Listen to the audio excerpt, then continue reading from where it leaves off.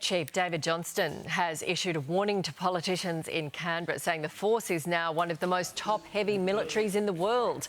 With too many senior commanders, Admiral Johnston says he's looking at reducing those numbers, a move that comes just days after Deputy Prime Minister Richard Marles announced a major overhaul of the Defence Department. And for more, we're joined by Deputy Prime Minister Richard Marles. Good morning to you. Tell us, is the ADF too top-heavy?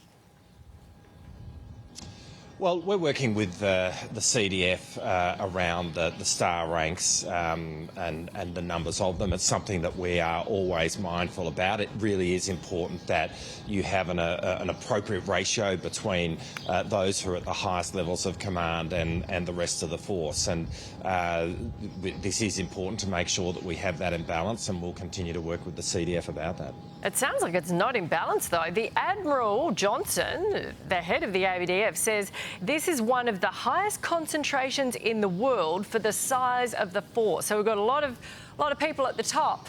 Is your new revamp of the force going to change that?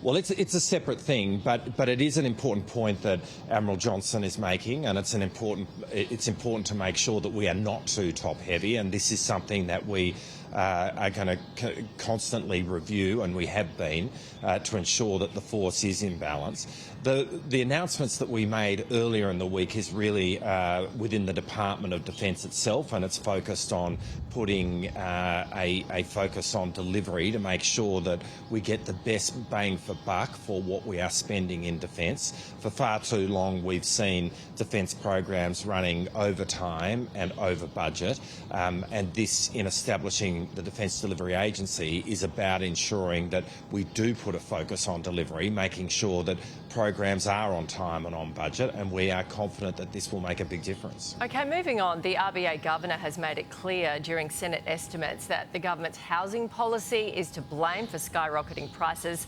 not monetary policy. Do you accept that assessment?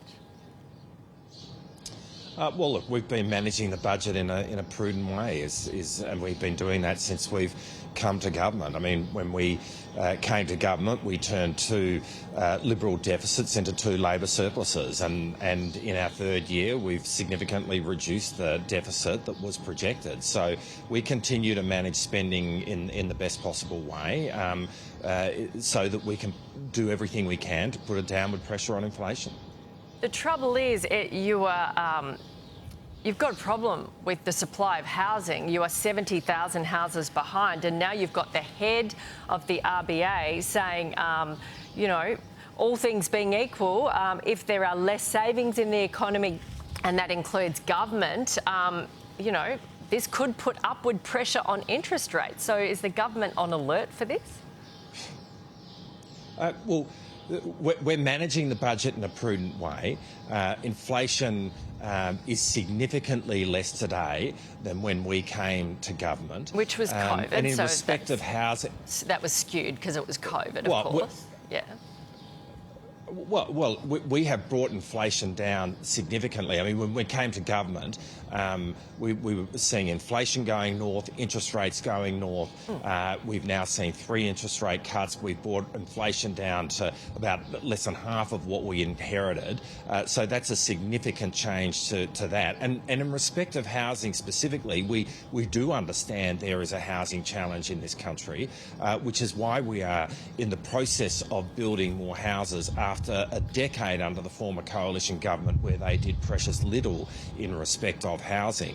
You know, we're managing all of the challenges within the economy, but we are doing it in a prudent way, and whichever way you look at it, the circumstances today in terms of interest rates coming down, in terms of inflation being less, is much better than what we inherited. OK. Richard Marles, thank you very much for your time today.